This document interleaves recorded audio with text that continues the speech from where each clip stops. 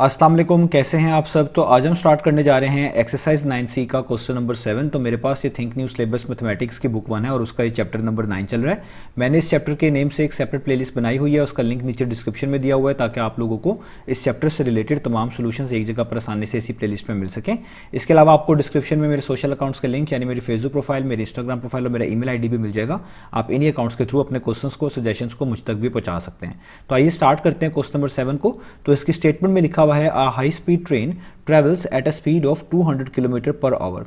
तो हमें बताया जा रहा है कि एक हाई स्पीड ट्रेन है जो कि 200 किलोमीटर पर आवर की स्पीड के साथ ट्रेवल कर रही है।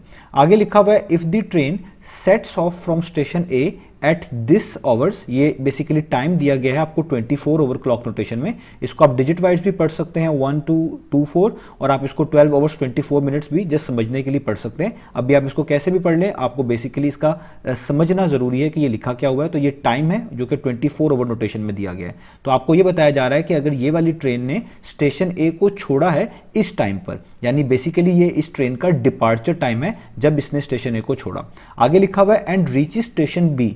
तो ये ट्रेन ने जब स्टेशन ए को छोड़ा इस टाइम पर, इसके बाद ये एक नए स्टेशन जिसका नाम स्टेशन बी रखा गया है उस पर पहुंची, और जिस टाइम पर पहुंची वो आगे लिखा हुआ है 14 आवर्स एंड 12 मिनट्स कह लें या आप 1412 पढ़ लें इसको। तो इस टाइम पर ये ट्रेन जो है स्टेशन बी पर पहुंची है, ठीक है, और ये इसका अराइवल टाइम बना है। तो जब कोई आप कह लें ट्रेन, कोई कार किसी प्लेस को छोड़ती है, जिस टाइम पर छोड़ती है उसको, तो वो उसका डिपार्चर टाइम होता है। और जब वो किसी आप कह लें पर्टिकुलर प्लेस पर, किसी आप कह लें जगह पर पहुंचती है, तो जिस टाइम पर पहुंचती है वो उसका अराइवल टाइम होता है। तो स्टेशन ए से जो डिपार्चर टाइम है इस ट्रेन का वो ये है, और स्टेशन बी पर जब ये पहुंची है जिस टाइम पर वो अराइवल टाइम है वो ये है, ठीक है। तो ये ट्रेन का आपको डिपार्चर और अराइवल टाइम भी उन्होंने बता दिए। आगे लिखा हुआ है find the distance between the two stations giving your answer in metres. तो आपसे वो कह रहे हैं कि आपने डिस्टेंस फाइंड आउट करके दिखाना है जो कि इन दो स्टेशंस के दरमियान है। स्टेशन ए से लेकर स्टेशन बी के दरमियान जो टोटल डिस्टेंस बनता है वो आपने फाइंड आउट करके दिखाना है। Giving your answer in metres, और आपका आंसर मीटर्स में होना चाहिए। तो अगर मैं इस क्वेश्चन को कंक्लूड कर दूं तो एक हाई स्पीड ट्रेन की आपको स्पीड बता दी गई है जिस स्पीड से वो ट्रेवल कर रही है, और इस ट्रेन ने स्टेशन ए से लेकर स्टेशन बी तक का सफर किया है। जिस टाइम पर इसने स्टेशन ए को छोड़ा यानी इसका डिपार्चर टाइम वो भी आपको बता दिया गया है यहां पर, और जिस टाइम पर ये न्यू स्टेशन बी पर पहुंची यानी इसका अराइवल टाइम वो भी आपको बता दिया गया है। तो आपको बस स्टेशन ए से लेकर स्टेशन बी के दरमियान जितना टोटल डिस्टेंस बनता है वो फाइंड आउट करके दिखाना है, और आपने अपने आंसर को मीटर्स में जो है रिप्रेजेंट करके दिखाना है। अभी आप इस टाइम को कैसे भी पढ़ लें, कोई इशू की बात नहीं है, वरना आप जानते हैं कि 12 ओवर क्लॉक नोटेशन में टाइम को पढ़ने का तरीका भी डिजिट वाइज होता है, ठीक है। अभी कोई इसमें इशू की बात नहीं है।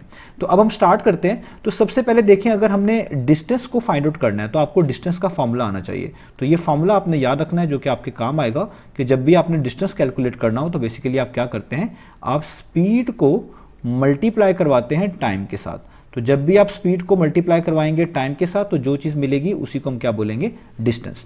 तो आप देखिए हमारे क्वेश्चन में स्पीड तो हमारे पास है ट्रेन की, वो है 200 किलोमीटर पर आवर, लेकिन टाइम टोटल नहीं है। तो कौन सा टाइम, वो वाला टाइम जो कि स्टेशन ए से लेकर स्टेशन बी के तक जाने का इस ट्रेन को लगा है। यानी स्टेशन ए से लेकर स्टेशन बी तक की जो जर्नी है इस ट्रेन की, इस जर्नी में जो टोटल टाइम इन्वॉल्व है वो हमारे पास नहीं है। जब तक वो टाइम हमें नहीं मिलेगा हम उसको स्पीड से मल्टीप्लाई करके डिस्टेंस फाइंड आउट नहीं कर पाएंगे। तो अगर मैं जस्ट समझाने के लिए यहां पे लिख दूं कि ये आपका है स्टेशन ए, मैं इसको शॉर्ट फॉर्म में लिख रहा हूं st डॉट स्टेशन ए। तो इसका जो डिपार्चर टाइम है इस ट्रेन का स्टेशन ए से वो है 12:24, ठीक है। और ये यहां से चली है, इसके बाद ये कहां पे पहुंची है, ये पहुंची है किसी स्टेशन बी पर। लेट से यहां पे लिख देता हूं स्टेशन बी, और जिस टाइम पे पहुंची है वो है 14 आवर्स एंड 12 मिनट्स 1412 भी आप इसे पढ़ सकते हैं। तो ये इसका बेसिकली आपके पास क्या अराइवल टाइम, यहां पे लिख देता हूं ये डिपार्चर टाइम है इस ट्रेन का, और ये है टाइम अराइवल टाइम इस ट्रेन का। तो याद रखें जो डिपार्चर टाइम से लेकर अराइवल टाइम के दरमियान का टाइम होता है ना, इसी को हम जर्नी टाइम भी बोलते हैं। ये इसका जर्नी टाइम भी कहलाएगा, ठीक है। और इसी को आप ड्यूरेशन भी जस्ट कह सकते हैं कि कितना टाइम लगा, और यही हमें रिक्वायर्ड है क्योंकि हमें जब तक ये नहीं पता चलेगा कि स्टेशन ए से लेकर स्टेशन बी तक पहुंचने में कितना टाइम लगा है तब तक हम ऊपर डिस्टेंस नहीं फाइंड आउट कर सकते। तो बेसिकली हमें ये टाइम गैप फाइंड आउट करना है कि इन दोनों स्टेशन के दरमियान जो ये टाइम गैप बनता है वो कितना है, क्योंकि इतना ही टाइम लगा है एक ट्रेन को स्टेशन ए से निकलकर स्टेशन बी तक पहुंचने में।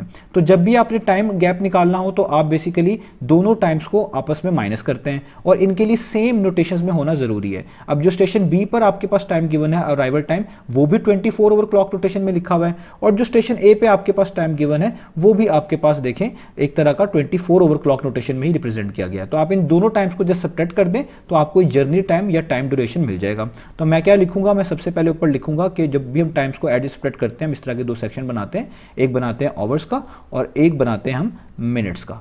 तो हम जो इसका ये अराइवल टाइम है सबसे पहले इसको लिख लेते हैं, तो ये है 14 आवर्स एंड 12 मिनट्स, इस तरीके से हम इसको लिख लेते हैं। और जो डिपार्चर टाइम था, ठीक है, वो अब हम लिख लेते हैं, वो यहाँ पर है 12 आवर्स एंड 24 मिनट्स, ठीक है। ये मैंने अपनी आसानी के लिए इस तरीके से इसको लिख लिया। अब हम क्या करेंगे, अब हम इनको सब्ट्रैक्ट करेंगे क्योंकि टाइम ड्यूरेशन हमने फाइंड आउट करनी है। तो याद रखिए मिनट्स को मिनट्स में से ऐड और सब्ट्रैक्ट कर सकते हैं, आवर्स को आवर्स में से ऐड और सब्ट्रैक्ट कर सकते हैं। अब देखिए यहाँ पर 12 मिनट्स में से 24 तो आप देख सकते हैं माइनस नहीं कर सकते, तो हमें यहाँ से कुछ यहाँ पर जो है ना एक तरह का बोरो करना पड़ेगा। तो यहाँ हम क्या करेंगे, हम 14 को बना देंगे 13 आवर्स और 1 आवर ट्रांसफर कर देंगे इधर मिनट्स में। यहाँ पे 1 आवर हम क्या ट्रांसफर कर देंगे इधर मिनट्स में। और जब भी मिनट्स में आपके पास इस तरह 1 आवर्स आएंगे तो आपने इसको इन टर्म्स ऑफ मिनट्स ही लिखना है, क्योंकि 1 आवर का मतलब होता है 60 मिनट्स। तो इसका मतलब जब आपने 1 आवर यहाँ पे ट्रांसफर किए तो ये 12 के साथ और क्या चीज़ आ गई, 60 मिनट्स और आ गए, यानी 60 मिनट्स यहाँ पर और आ गए। तो अब आपके पास टोटल कितने मिनट्स बन गए, 60 ये और ये 12 ऊपर वाले। तो इनको अगर आप यहाँ पर ऐड कर लें तो 60 + 12 कितना होता है, वो होता है 72।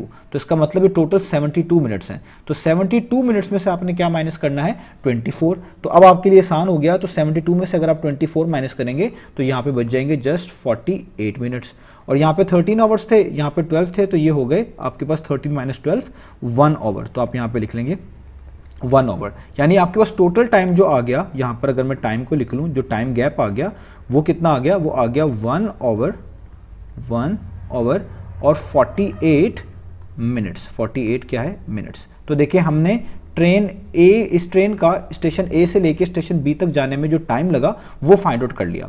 अब यहाँ पर एक चीज़ की प्रॉब्लम है, वो ये है कि आपको जो स्पीड गिवन है वो आप देख सकते हैं किलोमीटर पर आवर में गिवन है। यहाँ पे जो टाइम है उसका यूनिट आवर्स आपको दिख रहा है, तो आपका टाइम भी ये आवर्स में होना चाहिए। अब यहाँ पर इतना सेक्शन ये तो आवर्स में है, लेकिन ये मिनट्स वाला सेक्शन जो है ये आवर्स में नहीं है, तो आपने इसको भी पहले आवर्स में कन्वर्ट कर लेना है। तो कैसे करेंगे, आप जानते हैं 48 मिनट्स को आवर्स में कन्वर्ट कर सकते हैं। इसके लिए आपको बेसिक रिलेशनशिप पता होना चाहिए कि आप जानते हैं 1 आवर जो है वो बेसिकली इक्वल होता है 60 मिनट्स के, 1 घंटे में 60 मिनट होते हैं। और अगर इसी तरीके से 60 यहाँ पर मैं यहाँ से मूव करूँ और ये 1 के नीचे लिख दूँ, यानी 60 यहाँ पर आके 1 को एक तरह का डिवाइड करेगा, अगर वहाँ से इधर ले आऊँ तो ये आपके पास कुछ इस तरह का स्केल बन जाएगा कि 1/60 आवर्स इज इक्वल टू, यहाँ पे 60 नहीं बचेगा, इसकी जगह पे जस्ट आ जाएगा 1, तो यहाँ पे आ जाएगा 1 मिनट। इससे पता चलता है कि 1 मिनट जो है 1/60 आवर्स के इक्वल होता है। यानी किसी भी चीज़ को अगर आपने मिनट से आवर्स में लेकर आना है तो 60 से डिवाइड करना है। 1/60 का मतलब है 60 से डिवाइड करना है। तो जनरल सा रूल है, आप याद रखें, किसी भी चीज़ को मिनट से अगर आपने आवर्स में कन्वर्ट करना है तो आपने उसको 60 से डिवाइड कर देना है। तो अगर मैं 48 मिनट्स को आवर्स में लेके आना चाहता हूं तो मैं यहाँ पे लिखूंगा 48 डिवाइडेड बाय 60, और ये चीज़ सारी की सारी किस में आ जाएगी, आवर्स में आ जाएगी। अब 48 और 60 में जो कैंसिलेशन होती है वो आप कर दें तो आप देख सकते हैं कि यहाँ पर ये दोनों जो नंबर है 12 से कैंसिल आउट हो सकते हैं। तो 12 5 टाइम्स हो जाएगा 60, और 12 को अगर आप 4 से करें तो आपके पास आता है 48। आप 2 पर भी कैंसिल आउट कर सकते थे स्टेप बाय स्टेप, तब भी इन्हीं नंबर्स तक पहुंचते। तो यहाँ पे आपके पास आ जाएगा 4, नीचे आ जाएगा 5 और ये आ गया आवर्स। अब देखें आपके पास दोनों चीज़ें आवर्स में है, ये वाला सेक्शन पहले से आवर्स में था और ये वाला जो 48 मिनट्स था इसको आपने पहले ही अब यहाँ पर आवर्स में कन्वर्ट कर लिया है। तो अब आपके पास टाइम ड्यूरेशन कितनी बनेगी टोटल फाइनल, तो मैं यहाँ पर लिखूंगा, तो टाइम ड्यूरेशन ये स्टेशन ए से लेकर स्टेशन बी तक की है, तो वो बनेगी 1 आवर इसको, और ये जो +4/5 है इसको आप यहाँ पर ऐड कर देंगे 1 + 4/5। जब भी दो आपके पास इस तरह अलग अलग वैल्यूज़ हों जो कि सेम यूनिट्स में हों उनको आप ऐड कर देते हैं, तो ये हो जाएगा 1 + 4/5 और ये सारी की सारी चीज़ किस में आ जाएगी, आवर्स में आ जाएगी। अब जस्ट यहाँ पे आप इनको ऐड कर दें, 1 के नीचे कुछ नहीं लिखा हुआ, मैं आसानी के लिए 1 लिख रहा हूँ। इनका एलसीएम लेने के लिए इनके डिनोमिनेटर्स को सेम बनाना पड़ेगा, इधर भी आप 5 से मल्टीप्लाई कर दें, इधर भी कर दें, इससे आप देखें इधर भी 5 बन जाएगा और उधर पहले से 5 है तो दोनों का डिनोमिनेटर सेम है, उसको एक दफ़ा लिखूंगा, ऊपर 5 1 टाइम्स 5 हो जाएगा और 4 वैसे का वैसे यहाँ पर, और ये यहाँ पर इस तरह ब्रैकेट्स और साथ आवर्स। तो 5 + 4 कितना होता है, वो होता है 9 और नीचे आ जाएगा 5, तो ये हो जाएगा 9/5 आवर्स। तो ये देखिए ये हमने टाइम ड्यूरेशन निकाल लिया। अब हमारे पास टाइम भी है इस ट्रेन का स्टेशन ए से लेकर स्टेशन बी तक का जो उसको लगा है, और दूसरी बात हमारे पास स्पीड पहले से थी। अब जस्ट हम डिस्टेंस बड़ी आसानी से निकाल सकते हैं, तो हम यहाँ पे क्या लिखेंगे, हम लिखेंगे डिस्टेंस का जो फॉर्मूला था हमारे पास, वो था distance is equal to speed multiply by time. तो स्पीड हमारे पास कितनी है, वो है 200 और किलोमीटर पर आवर में याद रखिएगा ये, ठीक है। और यहाँ पे लिख भी देता हूँ किलोमीटर पर आवर, ये जस्ट समझाने के लिए। मल्टीप्लाई बाय टाइम कितना है, वो है 9/5 आवर्स, ठीक है। तो अब देखें ये पर आवर है, यानी आवर्स से नीचे आना था, इधर भी आवर्स हैं, तो आप इस तरह समझ लें कि आवर्स से कैंसिल हो जाएंगे, तो जो आंसर आएगा वो किलोमीटर्स में ही आएगा, क्योंकि हम डिस्टेंस फाइंड आउट कर रहे हैं। तो अब हम यहाँ पे जस्ट ये लिख रहे हैं 200 मल्टीप्लाई बाय 9/5 और साथ में यहाँ पे जस्ट आवर्स ही किलोमीटर्स ही लिख रहा हूँ, क्योंकि अब मुझे पता है कि ये डिस्टेंस है, इसने जस्ट किलोमीटर्स में ही आना है, ठीक है। क्योंकि आवर्स तो कैंसिल आउट हो जाएंगे, तो जस्ट हमारे पास जो वैल्यू होगी वो किस में होगी, किलोमीटर्स में होगी, ठीक है। अब मैं यहाँ पे सॉल्व कर लेता हूँ। ये 200 और 5 में कैंसिलेशन होती है, तो आप यहाँ पे कैंसिलेशन कर लें। 5 1 टाइम्स 5 40 टाइम्स 200, तो यहाँ पे आ जाएगा 40, आगे मल्टीप्लाई 9 वैसे ही, और किलोमीटर्स का साइन भी वैसे का वैसे ही। अब 40 को जो है बेसिकली आप 9 से मल्टीप्लाई करें, तो 40 मल्टीप्लाई बाय 9 कितना होता है, वो होता है 360 किलोमीटर्स। अब उन्होंने कहा था आपने आंसर मीटर्स में देना है, तो हमें यहाँ पे से ये किलो हटाना पड़ेगा। तो आप जानते हैं 1 किलोमीटर जो होता है वो बेसिकली इक्वल होता है 1000 मीटर के, यानी किसी भी चीज़ को किलोमीटर से मीटर्स में कन्वर्ट करना हो तो मल्टीप्लाई बाय 1000 किया जाता है। तो अगर आप 360 किलोमीटर्स को मीटर्स में लेके आना चाहते हैं तो 360 को मल्टीप्लाई कर दें 1000 से, आगे यहाँ पे मीटर्स ही लिखें, और 360 को जब आप 1000 से मल्टीप्लाई करेंगे तो फाइनल वैल्यू आ जाएगी 36, एक ये वाला 0 और 3 ये वाले 1 2 3, और ये आ जाएगा मीटर्स। तो ये हमारे पास आ गया हमारा डिस्टेंस जो कि इस ट्रेन ने कवर किया है स्टेशन ए से लेकर स्टेशन बी तक।